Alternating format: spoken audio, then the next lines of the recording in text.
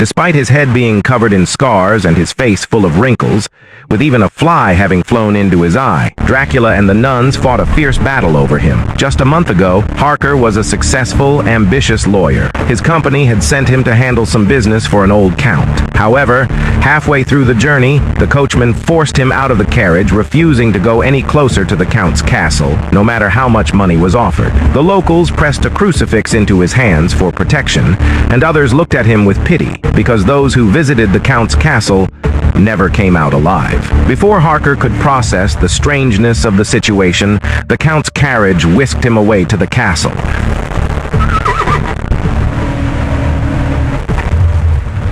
As soon as he rang the doorbell, countless bats flew out of the castle, swarming around and biting him. But when the castle gates opened, the bats scattered in fear. Driven by both his career and his love for his fiancée, he stepped into the eerie castle where the aged and decaying Count Dracula had been waiting for him for some time. The dining table was laid out with a feast, all prepared for Harker. The Count himself seemed to refrain from eating, instead staring intently at Harker as he dined. Harker's purpose was to assist the Count in purchasing a few properties, and once the paperwork was signed, he planned to leave. But the Count seemed to have taken a liking to Harker's proper British accent, and insisted that he stay to tutor him in English. With little choice, Harker remained to help the Count improve his language skills. The castle was a maze, with spiral staircases stretching endlessly upward. Dracula personally helped Harker settle in. When Harker took out his small mirror, the Count immediately shattered it. Harker didn't give it much thought, but while picking up the pieces, he accidentally cut his finger. The scent of blood tempted Dracula, forcing him to leave quickly, with a promise to meet again the following night. After the Count's departure, Harker discovered a plea for help scratched into the window frame, carved with fingernails. Startled, he leaned out and spotted a woman's figure on the upper floors. There was something deeply unsettling and eerie about the entire castle. Yet Harker slept soundly, dreaming vividly of his fiancée, Mina. Every morning, Harker woke up feeling utterly exhausted, as if drained of all his energy, while Count Dracula grew increasingly youthful. Harker began to contemplate escaping, but the castle's labyrinthine layout made it impossible to find the exit without the Count's guidance. And being a kind-hearted man, he didn't want to abandon the woman who had called for help. Dracula never appeared during the day, leaving Harker free to explore the castle. The woman's figure would often flicker in and out of sight. After several more days, Harker felt as though he had aged 10 years. His hairline had noticeably receded, while the once ancient Count now looked middle-aged. Harker couldn't bear to stay any longer. His explorations led him deeper into the castle, where, in the depths of the basement, he found numerous bodies sealed in coffins.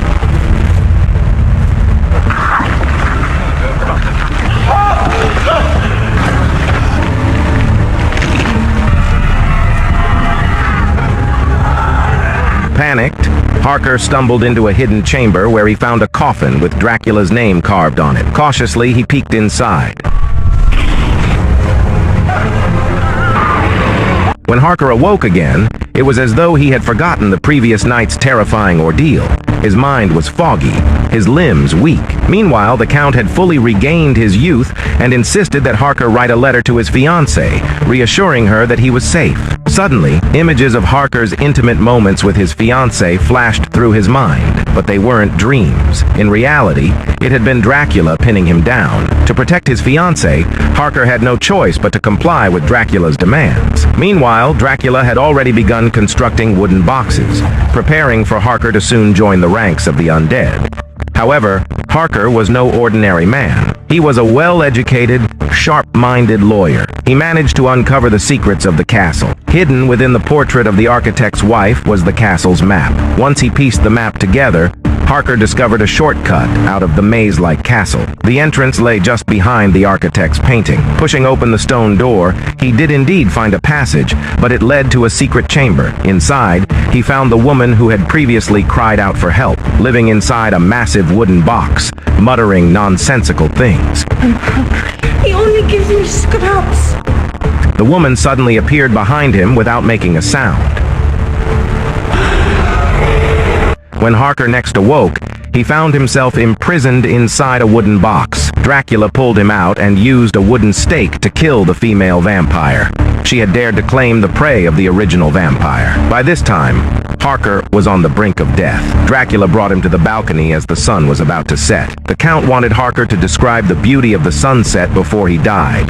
Harker, however, refused to cooperate and even spat at him. Dracula then announced his plan to head to London, promising Harker that he would visit Mina. Desperate, Harker crawled back into the shadows, begging Dracula to spare his fiancée. In response, Dracula killed him. Not long after, Harker came back to life, having entered the transformation stage. To Dracula's surprise, Harker still retained his human consciousness, unlike the mindless zombies in the castle's cellar. When Harker turned around, the sunlight reflecting off the crucifix on his chest caused Dracula great pain. Harker then fell from the castle, only to be rescued by Sister Agatha. After Harker recounted his ordeal, Agatha was overcome with excitement. The legend was true. Count Dracula feared sunlight. However, another nun quietly wept. She was none other than Harker's fiancée, Mina, who had traveled all the way from London to search for him. Despite Harker's transformation into something neither fully human nor fully vampire, Mina still loved him deeply. Suddenly, a swarm of bats stormed into the abbey, attacking Mina. Dracula had followed them there. Agatha quickly rallied the nuns to fight Dracula, but Harker's gaze was fixed on the blood trickling from Mina's forehead. Unaware of his change, Mina innocently rushed into Harker's arms. Harker wiped the blood from her forehead with his fingers, then greedily sucked it from his hand. Since the sun had not yet set, Dracula was forced to hide within the body of a wild dog, blocking the abbey's entrance. Once night fell, Dracula tore his way out of the dog's back, a gruesome sight that made the nuns retch. Led by Agatha, the nuns raised their wooden stakes. From outside, Dracula bellowed furiously, but none of the nuns dared meet his gaze. At this moment, Agatha stepped forward, opened the iron gate, and furiously rebuked Dracula, demanding he leave. Though Dracula was seething with rage, he could not enter the abbey.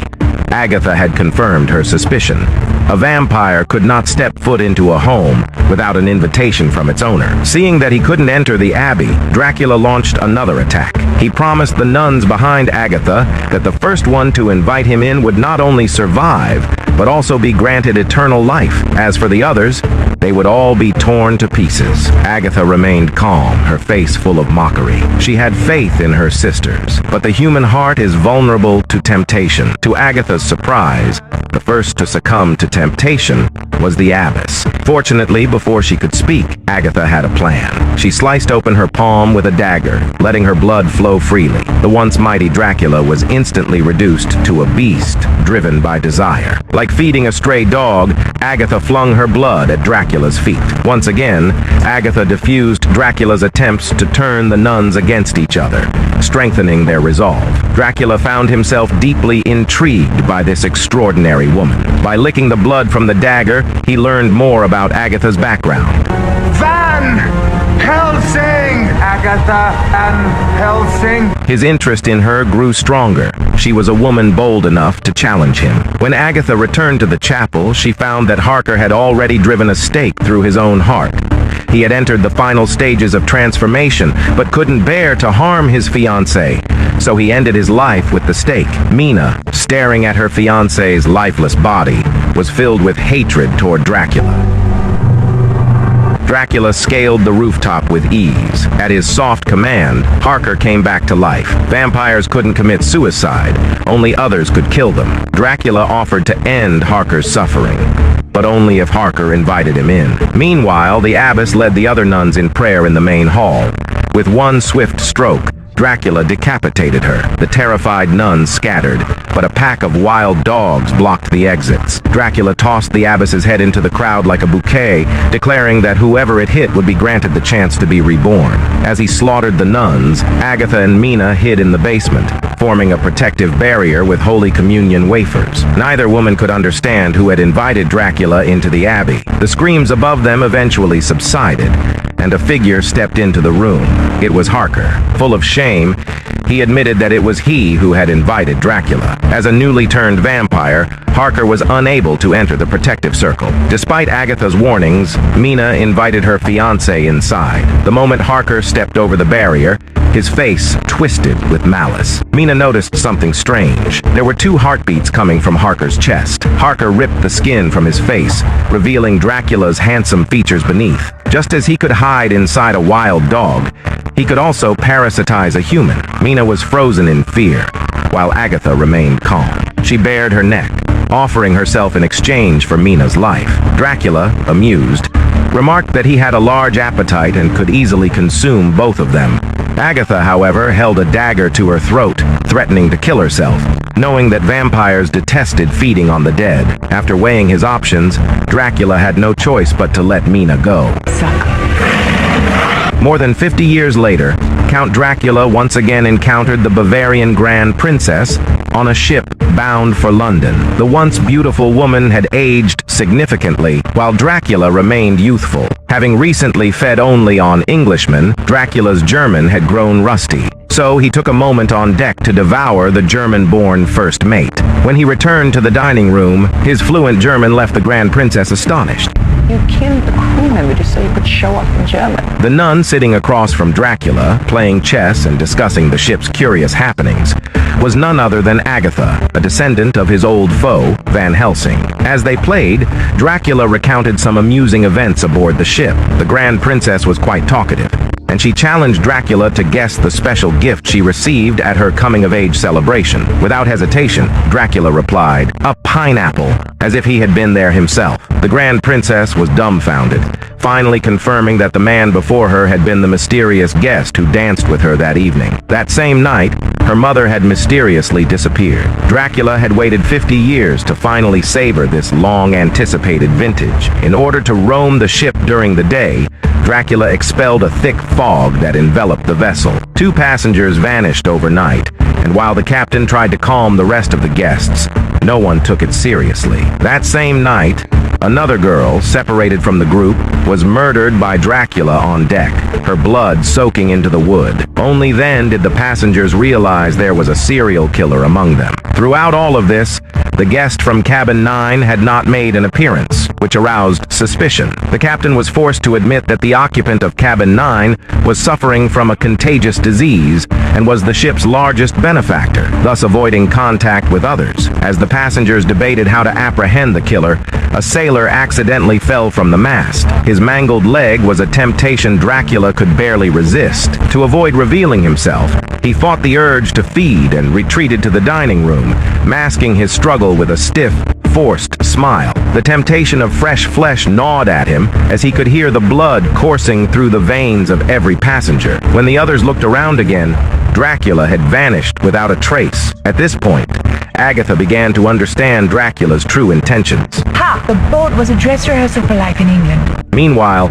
a sailor had a vivid dream of the missing girl riding atop him, though he felt sure he was dreaming. Yet, the sensation of her touch felt all too real. Little did he know that the kiss of a vampire could drain a victim's blood while lulling them into a beautiful dream. When the others arrived, they found only a pool of decayed flesh where the sailor had been. This feeding had cost Dracula his usual elegance, and he had failed to properly dispose of the body. It was no longer simply a matter of a serial killer.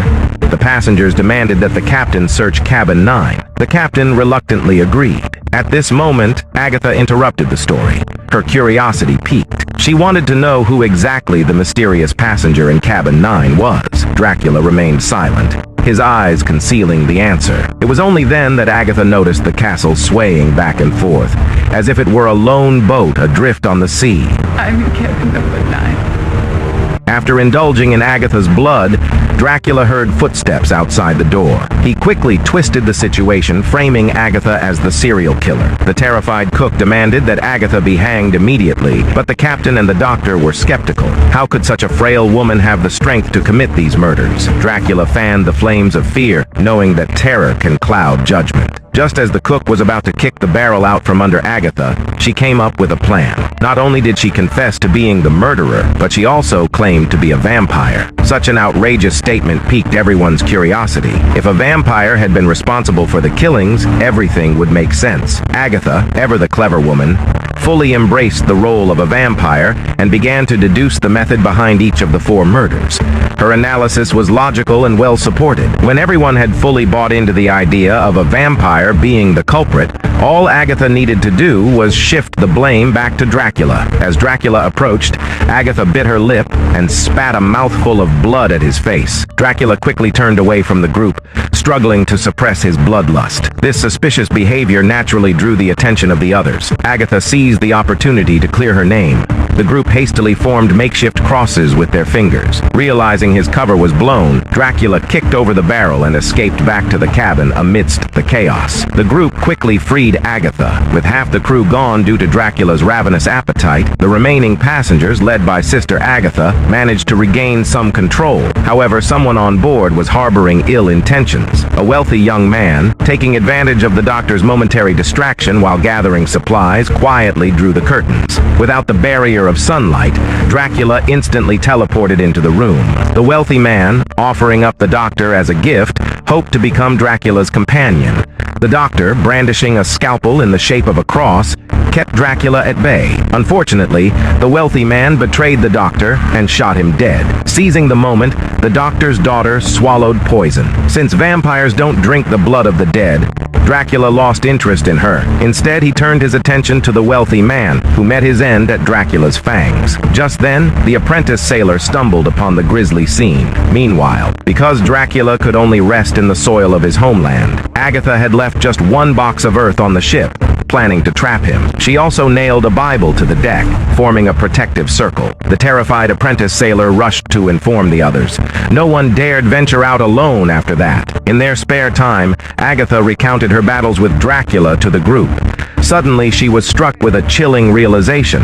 Dracula could inhabit the bodies of others. The apprentice sailor was the only one who had seen Dracula and returned unharmed. Upon hearing this, the others grew suspicious, clutching wooden stakes in secret. There was only one way to confirm whether the apprentice had been possessed by Dracula. He needed to step outside the protective circle. The moment the apprentice stepped outside, Dracula instantly appeared before him. The group hurriedly pulled the apprentice back into safety. The two stood in confrontation, separated by the Bible. The wealthy merchant, disgusted by Dracula's arrogance, had more faith in the revolver tucked in his coat than in the ridiculous Bible. Sensing a weakness, Dracula began to taunt the merchant, provoking him relentlessly. Ignoring the others' warnings, the merchant stepped outside the protective circle and fired several shots into Dracula's chest.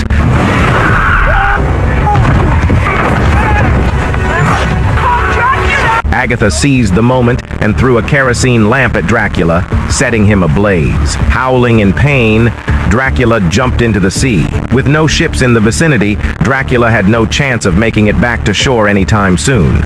However, Agatha warned the others that it wasn't time to celebrate yet, and she herself could not return to England. It was then that Agatha revealed she had already begun her transformation. Her fingernails had all fallen off, yet she felt no pain. Deeply moved by her selflessness and bravery, the captain decided that he too would stay behind and go down with the ship. The cook and the apprentice, on the other hand, escaped on a lifeboat. Before the end, the captain suggested they spend their final moments sharing a drink on the deck. As Agatha started to rise, she noticed something odd about the feel of the mattress. Dracula, too, invited Agatha to the deck for a drink, unaware that the captain still had one last breath left. The captain asked Agatha to stall for time while he prepared to blow up the ship. When Agatha reached the deck, she distracted Dracula by starting a conversation, asking why he feared the cross. Dracula explained that the cross was a symbol of the church, and the church had oppressed the people for centuries. While feeding on blood, he also absorbed their deep-seated fear of the cross. Suddenly, an explosion erupted from the cabin, shaking the entire ship.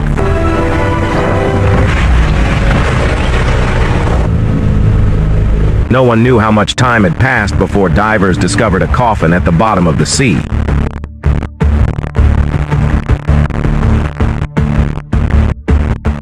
Dracula punched his way out of the coffin and swam to the surface. finally stepping onto British soil, but time had passed. The world had changed. Above him came a loud, unfamiliar roar, and a blinding light engulfed him.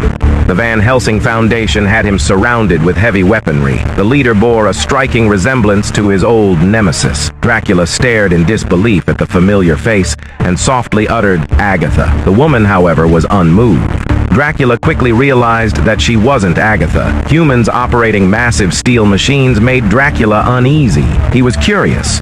How long had he been asleep? The woman, Zoe, was Agatha's great-great-granddaughter. She had inherited her ancestors' mission and had dedicated her life to studying vampires. A woman woke up to find a strange man in her home. Dracula, having just fed, didn't attack her right away. Only then did she realize that it was her husband who had let him in. No matter how much she called out, her husband didn't respond from the living room. When she finally got out of bed, she discovered that the refrigerator had been tied shut with rope, one of Dracula's quirks, locking away the drained bodies of his victims. Dracula was able to witness the beauty of a sunset on TV for the first time, while the woman cowered in the corner, terrified.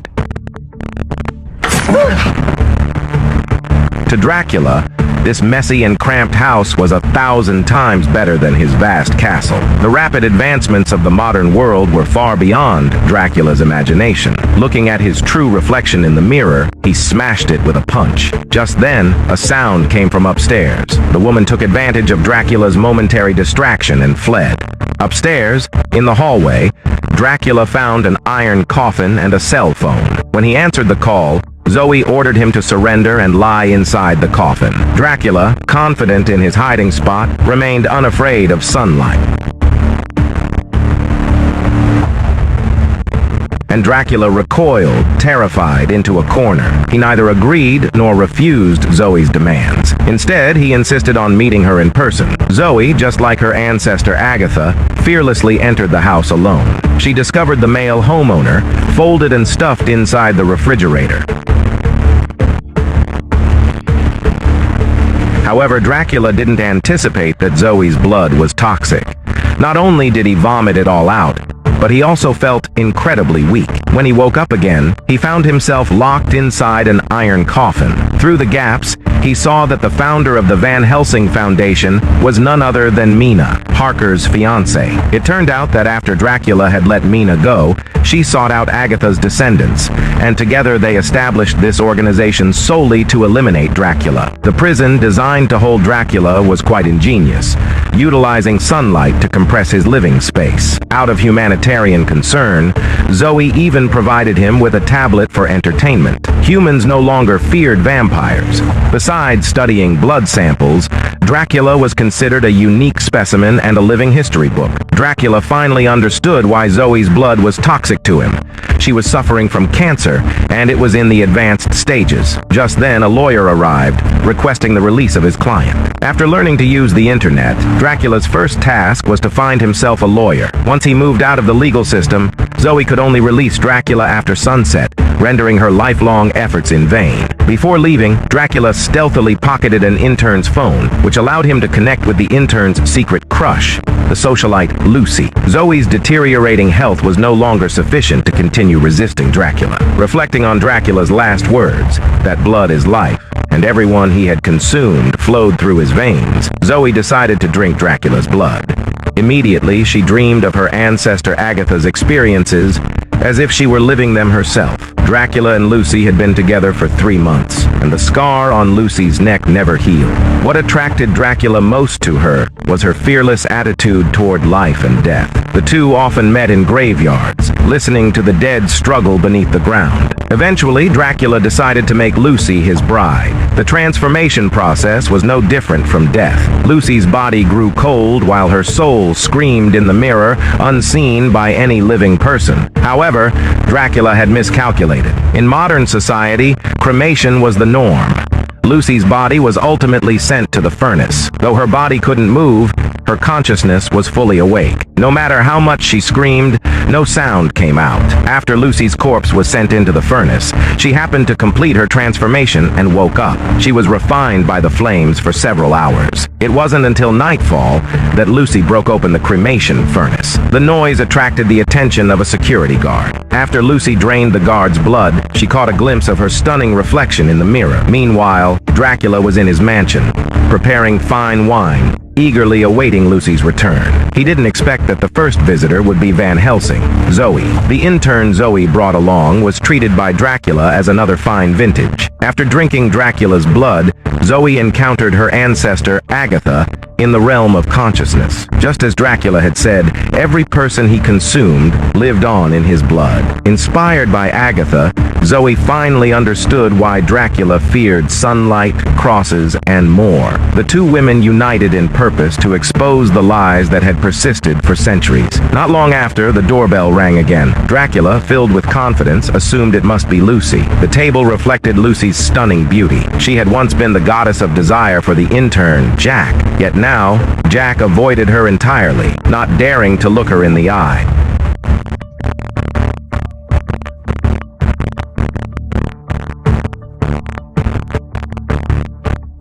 Zoe handed her a cell phone. Lucy raised it, pressed the shutter, and finally saw her true appearance. No matter how much Dracula comforted her, Lucy couldn't accept it. She feared not death, but losing her beauty. In a bid to liberate his goddess, Jack leaned in for a kiss. Lucy had long recognized the wooden stake hidden behind him.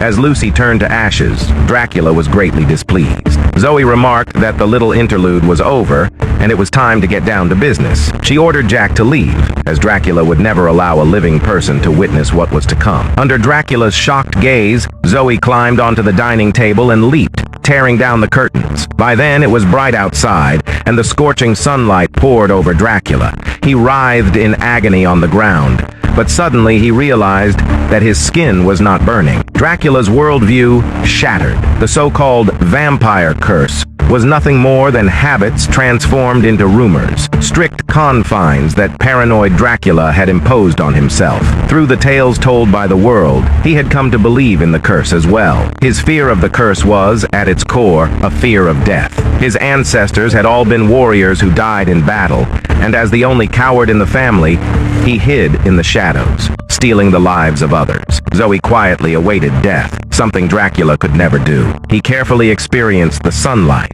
feeling a warmth he had never known. 500 years had passed like a fleeting moment, and he had never truly lived. Thanks to Agatha and Zoe, he awakened from his self-deception. Watching Zoe's eyes gradually fade, he resolved to sacrifice his remaining endless years to perform an act of kindness, to fulfill a conquest. In the blood-soaked world, Zoe and Dracula intertwined.